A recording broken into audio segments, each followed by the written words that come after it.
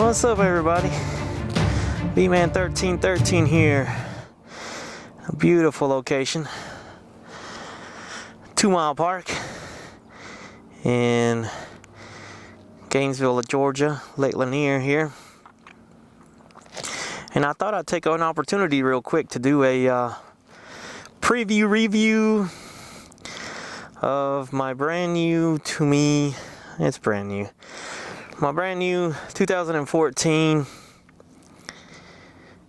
Honda NC700XD. This is a DCT model, which means it is automatic. It has ABS, and she's a sweet little bike. I just bought her on 2 days ago. Today's the 3rd day I've had her. I bought her Saturday. Rode all the way to Asheville, North Carolina to pick her up.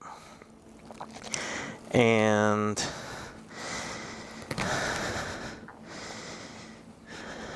then I rode 190 miles back home. It's only about 160 miles up there, but I rode on I got on the Blue Ridge Parkway, and you could check out that video of me purchasing her a few days ago. Yesterday I went two-upping about 200 miles on her.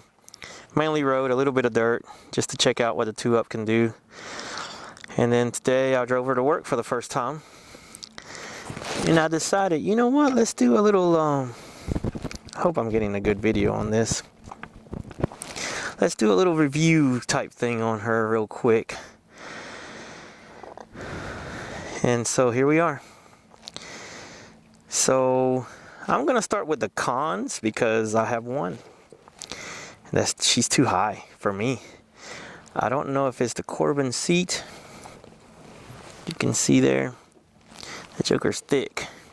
I don't know if it's the Corbin seat or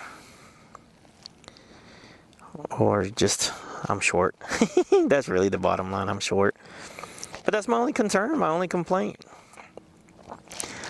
I don't have another one yet, and I've already been 2, 4, about to hit 500 miles probably by the time I get home today. And I don't have any complaints. She is automatic. The things that came on her already, apparently the story was that a man had bought her, somebody had bought her, brand spanking new, obviously 0 miles on her. Did all these mods to her. Mods are from the ground up. She's got Avon Distancias, dual sporting adventure bike tires on them, venture tires on them. Sweet tires. They've done really good on the road and on off-road for me, from what I've done already. He put a center stand on there.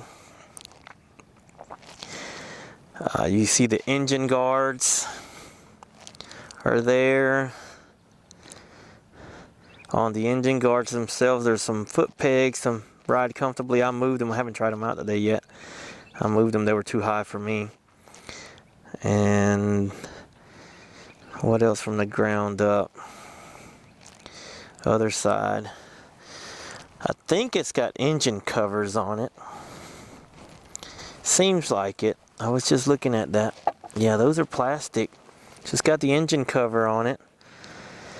Then you see the exhaust there, which is my other con, but that's not of the bike, that's of that exhaust. It's a little bit loud for me. Not as loud as you would think, as small as it is, but we'll see if I keep it on there. Keep coming up. What else is on there? The Corbin seat. That's a hefty little price tag there. Corbin seat, and then the Givey windscreen. The Givey windscreen there, and I didn't like it because it's tall looking. It looks, to me, it looks ugly, but boy, does it work. It's staying on. It works too well to take that thing off. So keeping that. And then inside the frunk, if those of you have seen this bike before, know all about it probably, but you have this key here, you can open this way. It opens up your gas. And there's where you put your gas in. And then you have to pull on this little lever. And I'm on the wrong side, not used to it. You pull on this little lever and it goes down. You close it, it's closed. Then you have the front the other way, and it opens up, and you got a good bit of space in there. My tank bag actually fits in there, but I kind of attached it here. I want to see how it's working. I want to make sure it's not scratching. I've been checking it. It's not scratching so far, so far so good. But that gives me more space, so I decided to keep the tank bag like that.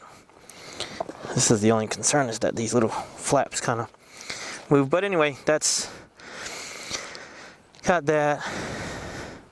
And yeah, she's a beaut.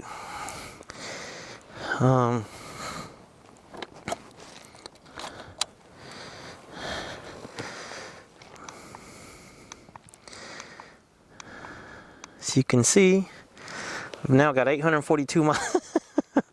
So, and what that guy did, that guy had 430 miles on it, and I now have 842. I basically have doubled it. By the time I get home, I've doubled the mileage that was on it in 3 days. So, kind of crazy to me. But here's what you got. No shift lever, no shifting peg down there. And what you got here is you could put this in drive or sport, or there's a button back down here that puts it on automatic or manual mode, and then you can shift over here up and down. Now you can have it in drive or sports mode and shift if you want to, and so you can shift manually if you want to, or you can shift automatically. It does it for you. Very, very neat. You got a clock and the mileage. You've got all kinds of settings, a trip A, trip B, how many miles you got left, how many averaging miles, speedometer, fuel gauge, most awesome thing in the world, obviously. You don't want to be stranded somewhere. And then here it tells you what gear you're in, and if you're in drive, sport mode, and if there's no D or S, you're in manual mode. And your typical gauges up there. Very cool. 2 buttons, does all the things. It's very nice. I ordered a whole bunch of stuff for her today already. Skid plate is almost a must. When I do the skid plate, I'll try to do a video so you can see how easily this thing can get effed up under there. Excuse my French there, but it's the bottom line. That thing can get tore up really quick down there. There's a lot of exposed pipes and oil filters and everything. So my review, I love her. I don't know what else to say about it. I have no complaints except she's high, and that's not the bike's fault. That's my fault. Maybe it's the seat.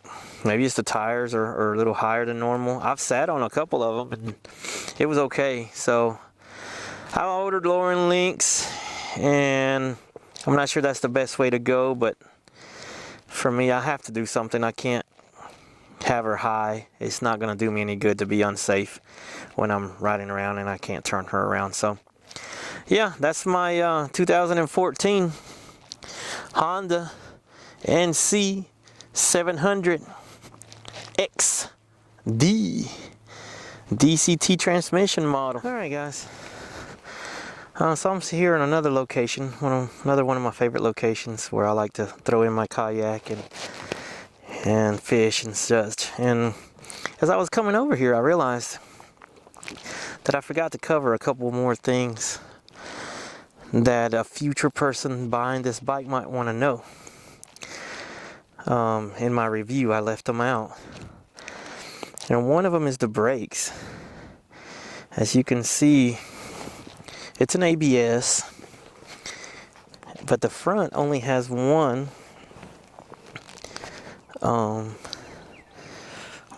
disc.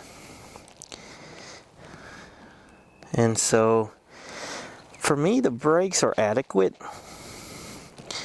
I laughed when I was thinking about it because, you know, adequate is not probably the word you want to put on the word brakes on a motorcycle. but it's adequate. The front brake feels funny, the back brake feels perfect. My only complaint with the back brake is that when I stand up, and that's probably more the foot peg as I'm looking at it here, you really got to reach down there to push that brake. So it's very difficult to work the back brake when you're standing up. So yeah, that's one thing I forgot to mention in that last video. It is ABS, and the ABS works really nice. I've tried it out a couple times, just locking them up, practicing. I always say that, practice with your bike the things that might happen out there when you're in control of it. So that way you know you have an idea of how the bike's going to react when you do that. But the brakes are adequate. They're decently good. The other thing was power. This is an NC700XD, and I want to say it's not a 699. It's a 648 or 649. I might be wrong there, and I can't believe I bought a bike and I don't even know how many cc's it is. But it's adequate. I've had a Ninja 250, and I traded in a Ninja 300 for this one, and I had a Hayabusa 1300 back in the day. And is this a Hayabusa 1300? No. This is a Ninja 250. No. It's somewhere in between, and that's really what the numbers suggest. She gets up and goes. The drive mode on her is a baby business. It's saving you gas is what it's doing, and she shifts into 6th gear like in 40-45 miles an hour. So she's bogger when you have her in drive. When you have her in sports mode, she shifts like Tony V would shift. She shifts like, it's like she reads my mind when I would have shifted, and she shifts that way. So for me, she shifts perfectly at that in sports mode. And then you have the look at that thing. What the world? She has the paddles where you can upshift and downshift anytime you want to, or put her into manual and shift, always shifting.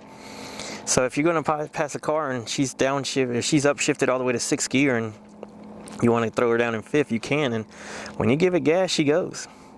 Now she has that exhaust, so that probably has a little bit to do with it, but it's not everything.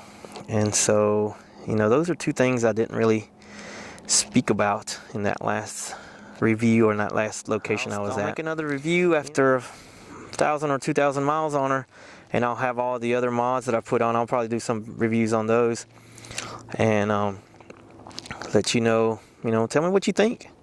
She's cool. I know a lot of people are going to give me flack about not having the manual shifting or whatnot, but she's ABS. Pretty cool. I've tried it a couple times, locking her up to see, and it's pretty neat. Keeps you from going crazy. Now, how that works in dirt, I don't know yet, but we'll find out. Alrighty. Z-Man 1313 out.